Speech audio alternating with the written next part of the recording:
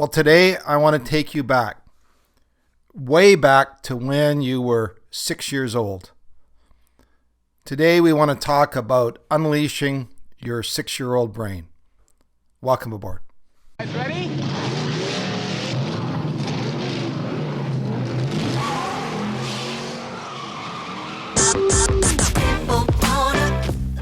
When it comes to porn, are you stuck, spinning out, or slipping backwards in your life? If so, then welcome to the Finding Traction podcast, a show dedicated to those who are looking to gain recovery momentum away from porn and toward the life and relationships they have always hoped for. Now, here's your host, Vern Tomke.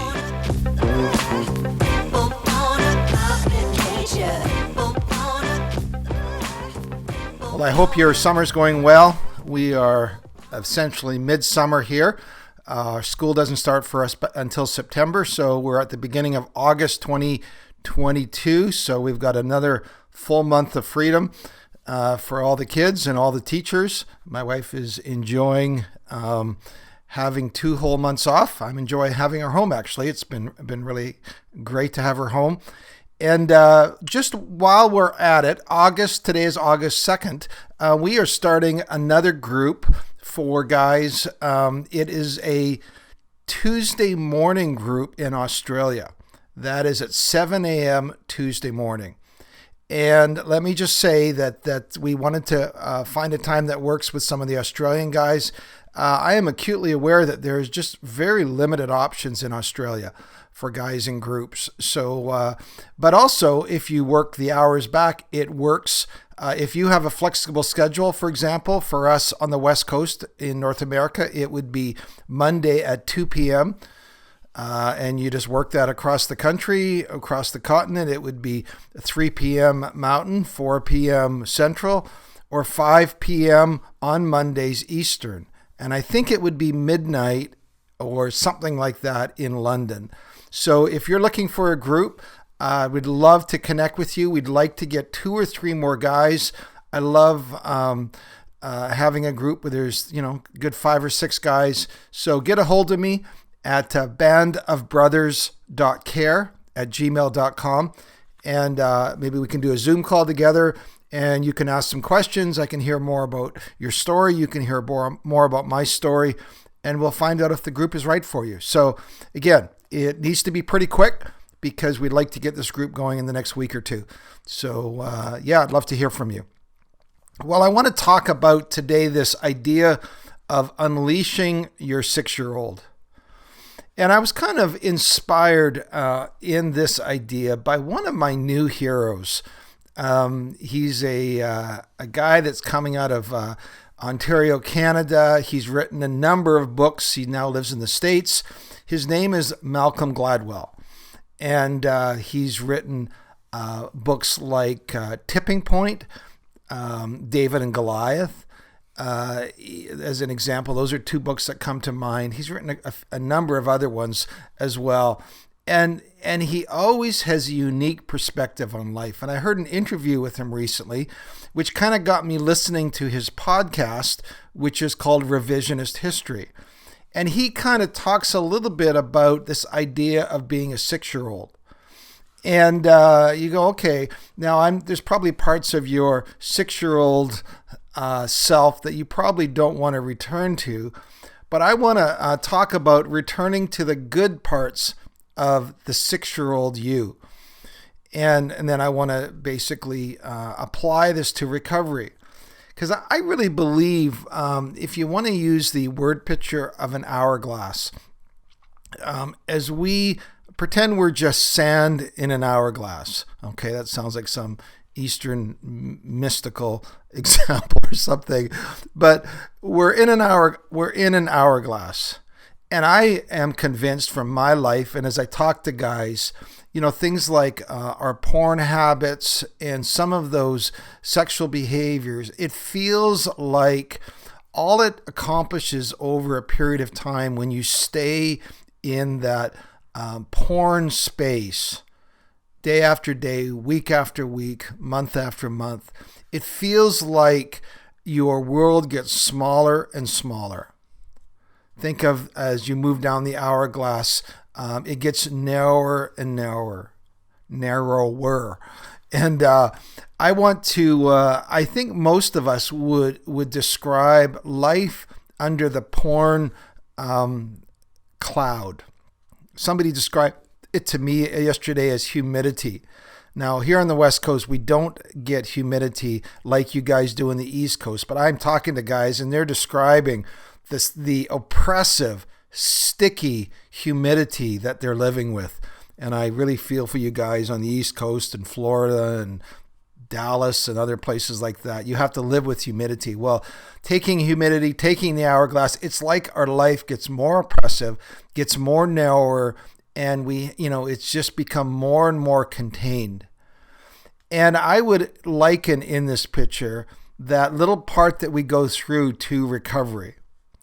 And sometimes recovery starts by feeling really constrained. It feels really hemmed in. But the goal of recovery, I think real recovery, is not to stay in that constrained, hemmed in place. I mean, sure, there are sides and parts of that have boundaries and just some common sense things that we do or don't do. But the real goal of recovery, in my understanding, is to come through that narrow place and then to become open and wider into a wide open space. So as the hourglass then widens out, that's the goal of our life, to become more expansive, to become more open. Things are open to us. Things are, we see life in a fuller way. We see all of the spectrums of color again when it was like things were just feeling constrained and gray before. And a lot of this has to fit with two podcasts I did around joy, where we spoke around anhedonia, which really limits the joy in our life, where because of the overstimulation of our pleasure centers, now we feel like we can rarely get over that wall, which is between us and experiencing joy and delight in anything in life again. And I would like to believe, as you go on and you listen to the second podcast, which is about the joy, the thrill returning, that you begin to actually find some new ways of re-engaging with joy, re-engaging with pleasure, re-engaging with delight.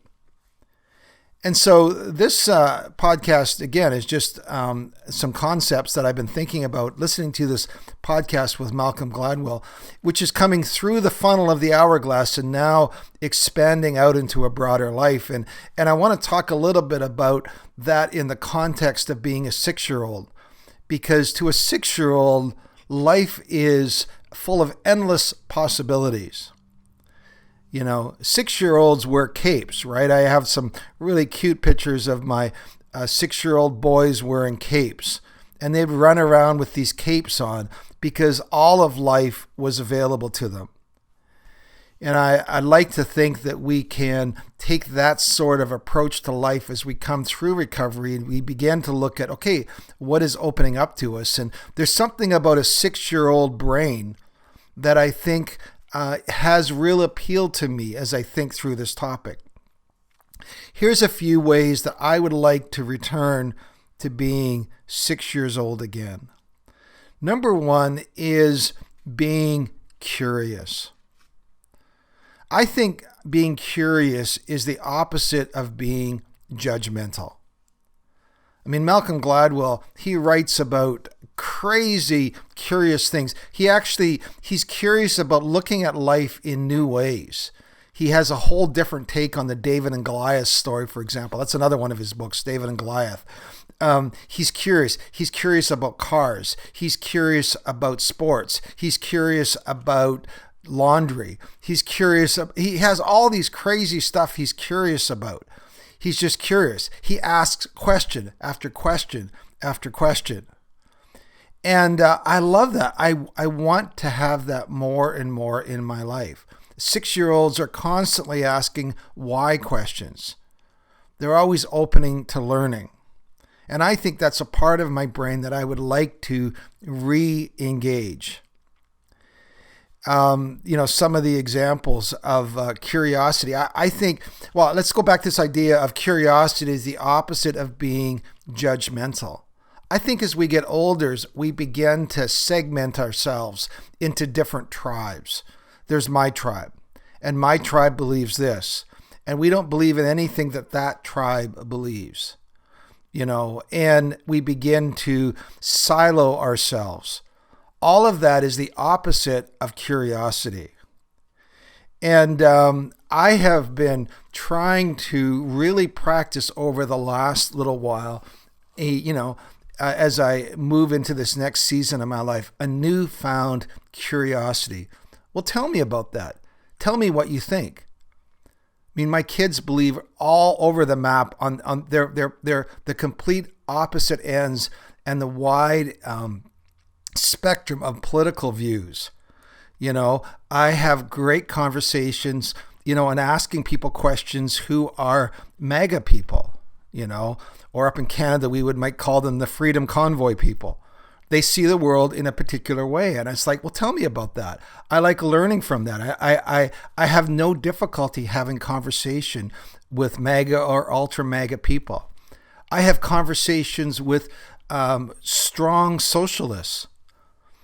People that would be on the far opposite side of the political spectrum. Well, tell me about what you think. I can go to websites like the Jacobin, which is ultra left, and I can go to One America, which is ultra right. I like seeing how different people see the world. Now, they might not like how the other people see it, but I want to practice curiosity. Tell me about that. Different religious perspectives. One of the really cool things about learning to work in recovery is our common goal is to come into recovery. But I've got people at all parts of the spiritual perspective and spiritual spectrum. Some are reconstructing, some are deconstructing, some would be classic Christians, some would be atheists, some would be they would be all over the map, some from religious understandings I've never been exposed to before. Now I have my set of beliefs and I have my set of understandings, but I'm not threatened. 6-year-olds aren't threatened by somebody who thinks different from them. See, I want to become more of a 6-year-old in that way. So I am trying to, one of the things that I am trying to grow in my life is talking to people and learning from people that I disagree with. See, most of us don't want to have anything to do with people we disagree with, but I really find it important, and that's part of my 6-year-old brain. I want to learn and grow. Even in somebody that I strongly disagree with most things about, I can still learn from. See, that's what a 6-year-old does. A 6-year-old is curious, not judgmental. 6-year-olds are always asking questions. Well, tell me how you see the world. See, as long as you're asking questions, you're open to learning. If your mouth is moving and you're talking, you're not learning anything. You're just telling people what you think. Kind of like what I'm doing here.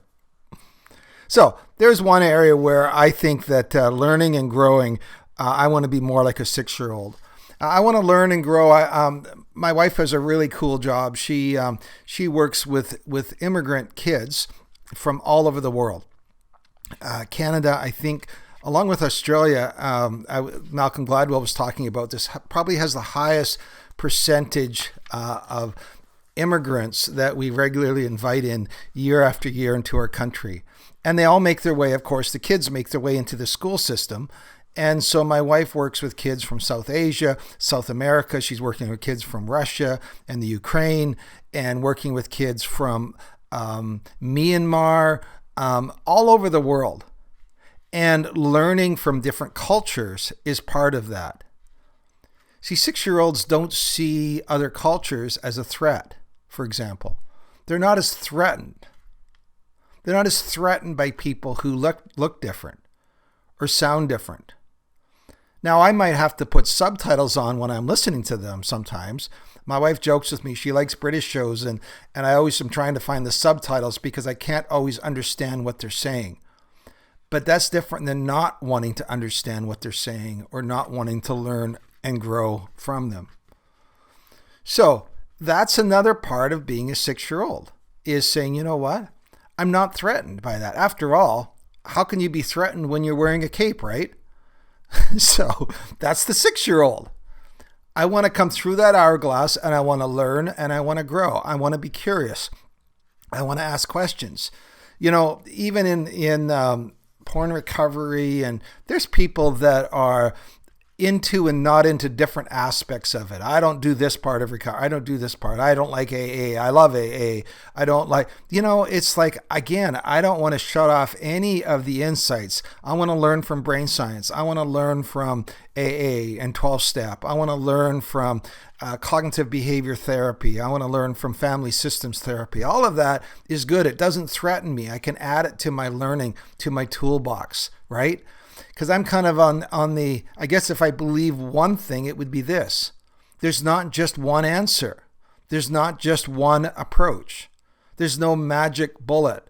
Now, there might be some things for you, like there was for me, that provides a tipping point when taken together begins to turn the trajectory or the direction of my recovery.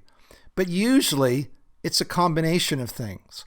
And usually it's from a combination of sources and a combination of people. Something this person said in a group meeting that helped me. Something that mentor said that helped me. Something I started changing or tweaking here that helped me. Again, I want to be open and curious and teachable. So that's the 6-year-old brain as part of recovery. I guess the other thing I wanted to say, and it came out, it was really interesting. They got into a couple topics around the idea of traits and habits. One of the things I've been learning in cognitive behavior theory is this. We often place far too much emphasis on our traits. Oh, you're an introvert. Well, or you're an extrovert. Or you're a sensing person, or you're a golden retriever, or you're a number 9, like, on the Enneagram scale, or that. So you're this way, whatever you want to, the disc thing. I've done them all, and I've learned from them all as well. Let me just say that. But whenever we begin to traitify, I think it's the word Malcolm Gladwell used, or it's also the term that Kevin Majors used in the CBT website called purityispossible.com. We end up traitifying ourselves, which becomes a fixed mindset. You see, 6-year-olds don't have a fixed mindset. We want to have a growth mindset. 6-year-olds have a growth mindset. They're not going, well, I can't go into this party because I'm an introvert. Or I can't enjoy this because I'm a 7 on the Enneagram. It's 6-year-olds don't think that way. And when we traitify ourselves, excuse me, when we traitify ourselves, we begin to say, well, I do this and I don't do this. I'm this way, I'm not this way. One of the coolest things that came out of this idea around a growth mindset is to say this. Well, I may not be this way normally, but then you add a simple word, a simple 3-letter word. I may not be good at this, and here we go, yet. I might not I have learned this skill yet. I might not be good with mechanics yet. I'm not good around machines yet. I'm not good in crowds of people yet. I'm not really good with being around a beach or a water slide yet. You see the idea? The idea is it's a growth mindset. I think that's how 6-year-olds think. 6-year-olds are always going, oh, I can learn, I can grow. The first time they fail at something, they're not going, well, I'm never going to try this again. They fall off a bike, they get up and they ride again. 35-year-olds, we try something and we fail at it. We often go, well, obviously I'm not good at that. I'm never going to try that again. 6-year-olds don't do that because, Well, because they're wearing a cape, of course, and so it always means they can try again and they can get better at something. It's another area when I want to unleash my 6-year-old. So he really goes after this idea of he doesn't like the word traits. He likes the word habits. And he says, a lot of things, that we've kind of put around traits, he said, are just habits that we can learn. You can learn to be good, in situations that you're not good at right now. So don't pen yourself in. Another thing he says, which I found really interesting, he explored, and this kind of comes out of the one we talked about with reintroducing joy in your life, this whole idea of hobbies. And sometimes we become kind of goofy when it comes to hobbies. We say things like, I tried a hobby and I just didn't enjoy it. It's kind of like hobbies are almost like falling in love. Well, a hobby is something that happens to you. And he says, no. That's not the case. He says hobbies are simply ways that we have habitually learned to experience some pleasure. So he talks about he says, you can learn to enjoy a lot of things simply by practicing them. He says it's not this all or nothing kind of thing. He says it's simply, often hobbies are simply habits that we develop that we learn to take pleasure from.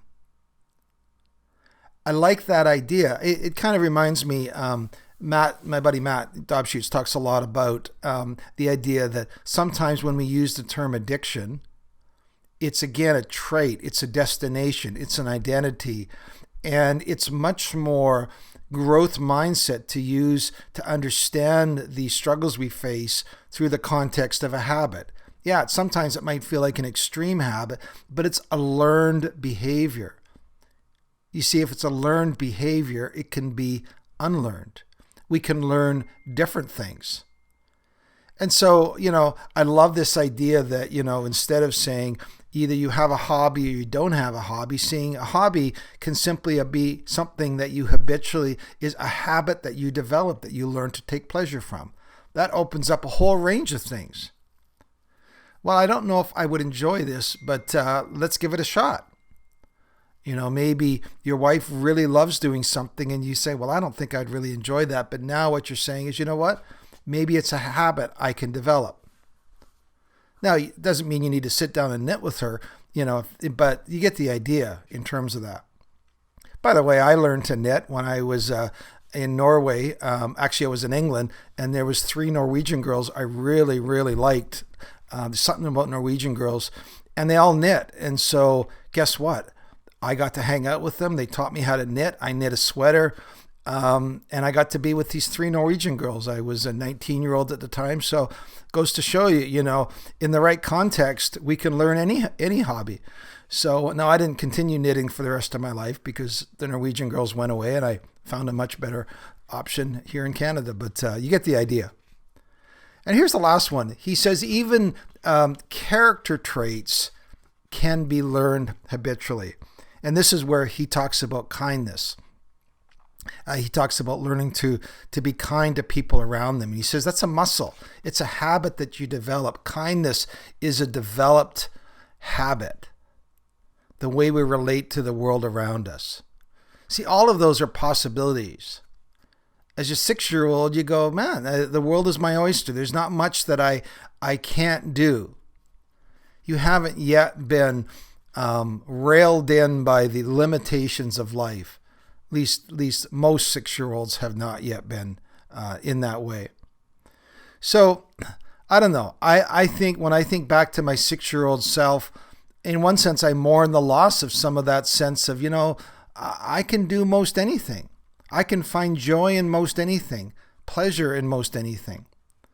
I can come through that hourglass and I can begin to move into wider open spaces.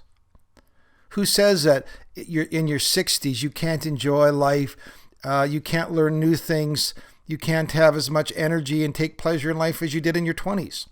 Who says? Keep moving, Keep growing. Stay curious.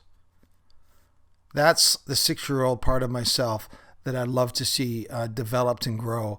And I think that's a great addition to the idea that we always start our podcast saying, not only am I moving away from porn, but I'm moving towards the life and relationships that I've always dreamed about.